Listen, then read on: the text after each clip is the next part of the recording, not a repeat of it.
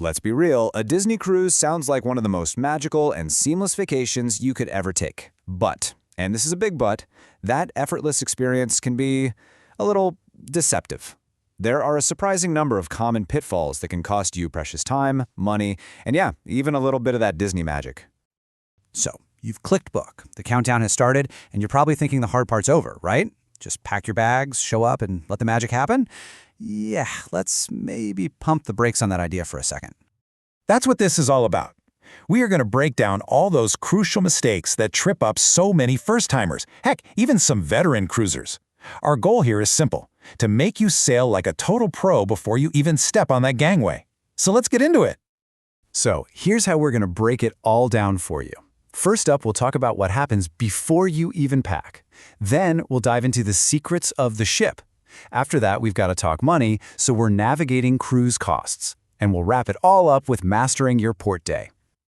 All right, let's start at the very beginning. Because honestly, some of the biggest mistakes happen way before you even think about what to pack. We're talking about those critical planning pitfalls. Okay, so let's run through some of these because it's wild how simple they seem, but wow, can they mess up your trip. Booking too late? That means you're paying more for less choice. And flying in on the day of the cruise? Oh man, that's playing with fire. One flight delay and you could literally miss the boat, and trust me, it will not wait for you. Forgetting to download that Navigator app before you get to the port, you'll be scrambling for Wi-Fi. Ignoring time zone changes? You could easily miss a dinner reservation or a show. And the big one? Not packing essentials like your meds or swimsuits in your carry-on? You could be waiting hours for your main luggage to show up, stuck with the stuff you really need. Now, if you've sailed with Disney before, you're part of what's called the Castaway Club. And you need to think of this as your secret weapon. It's pure gold. It gives you a huge head start on booking all those high-demand activities. But, and here's the catch so many people forget, if you don't cruise again within 5 years, poof, it's gone. That is a seriously valuable perk to just let disappear. Okay, let's talk about what's really essential in your suitcase, beyond just shorts and t-shirts. Number 1, pirate gear. Look, pirate night is a huge deal on the ship, and bringing your own stuff is way cheaper than buying it on board. Number 2, and this is a total game changer, magnetic hooks. I'm not kidding. The walls in your stateroom are metal, and these things create storage space out of thin air. And finally, number 3, reef-safe sunscreen. It's a small choice that makes a huge difference for the beautiful marine life you're there to see. All right, you made it. You planned like a champ, you're on the ship. Now the fun really begins. Let's dig into some secrets for maximizing every single moment on board. You know, with a schedule packed with activities, it's actually kind of easy to miss out on some of the best stuff, the things you'll really regret not seeing. So are you sure you know what those can't-miss moments are? Okay, this right here is probably one of the most important things to get. A Disney cruise is not like a theme park where if you miss something, you can just catch it tomorrow. Nope. So many of the best experiences happen only once. You miss the big sail-away party as you leave port? That's it. It's over. You get exactly one chance to experience each of the amazing rotational dinners and to see each Broadway-style show. And if you skip Pirate Night, well, you missed it for the whole trip. You've got to make these one-time events a priority. And here is a fantastic pro tip for any of those big deck parties. Your first instinct is probably to cram onto the main pool deck with everyone else. Don't do it. Just remember this little saying. The higher up on the ship you go, the better your angle of what's down below. Seriously, head up to the deck above the main party. You'll get a perfect, unobstructed view of the stage, the fireworks, everything. Okay, now for a true insider's secret. You might walk down the hallway and see these cool hanging pockets outside some stateroom doors. That's called a fish extender. And here's the thing. This isn't a Disney thing at all. It's a gift exchange completely organized by fans. People connect on Facebook groups for their specific cruise, and then they leave little gifts and treats for each other all week long. It's such a fun way to add a little extra layer of magic, especially if you have kids. All right, time to talk about everyone's favorite subject, money. Now look, a Disney cruise is advertised as mostly all-inclusive, and it is, but the key word there is mostly. The things that cost extra can sneak up on you and add up really, really fast if you're not paying attention. Okay, let's get into the nitty-gritty, because this is where the surprise charges happen. See that fountain soda machine? Totally included. But ordering a can of Coke from a server?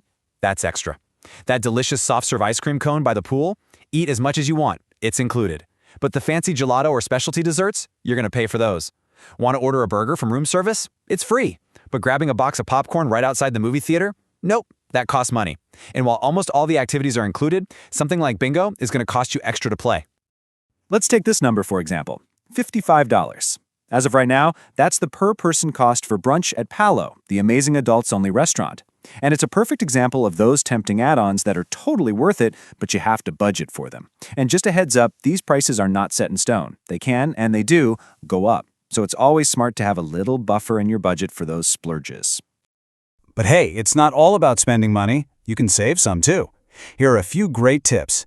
When you're at a bar, ask about the sommelier bin. They often have discounted glasses of really nice wine from bottles they've just opened. Also, using a good travel agent can be a lifesaver. They have access to deals you'll never find on your own. But the absolute best tip? While you are still on the ship, book what's called a placeholder cruise. You put down a small, refundable deposit, you don't even have to pick a date yet, and boom, you've locked in a 10% discount on your next cruise. All right, we're on to our final section. The ship is docked, you're looking out at this beautiful port, but now what? How do you make the most of your day on land without falling into all the common traps? This right here might be the single biggest decision you make on a port day: booking excursions through Disney or through a third-party company. Here's the deal. If you book with Disney, yes, it's usually more expensive. But, and this is a huge but, you get a priceless guarantee. If your tour runs late, the ship will wait for you. On the other hand, if you book with an outside company, you can often save a lot of money and find some really unique tours. The risk? If you're late getting back, the ship is leaving without you, period. You really have to decide which is more important, saving money or having that peace of mind. Let's talk about some other common port day mistakes. First, don't just get stuck in the first few shops right off the pier. That's the tourist trap zone. Walk a few blocks inland and you'll find more authentic stuff and way better prices. Also, make sure you figured out local currency before you leave, and do a little research on how to get around, like taxis or buses. But you know what? Here's the real pro move. Sometimes the best port day is spent on the ship. You don't have to get off. While everyone else is on land, you get the pools, the water slides, and the decks pretty much all to yourself. Okay, and one last really crucial tip. This one's about your health. If you look at the forecast and there's even a chance of rough water, take your motion sickness medicine the night before. Don't wait. It needs hours to get into your system. If you wait until you actually start to feel sick, it's probably too late for the medicine to really work. You've got to be proactive, not reactive. So, what's the big takeaway here? A perfect, truly stress-free Disney cruise isn't about what you do, it's about what you know. It's about sidestepping all these little mistakes so you can focus on the magic. And now you know. So the only question left is, are you ready to sail like a pro?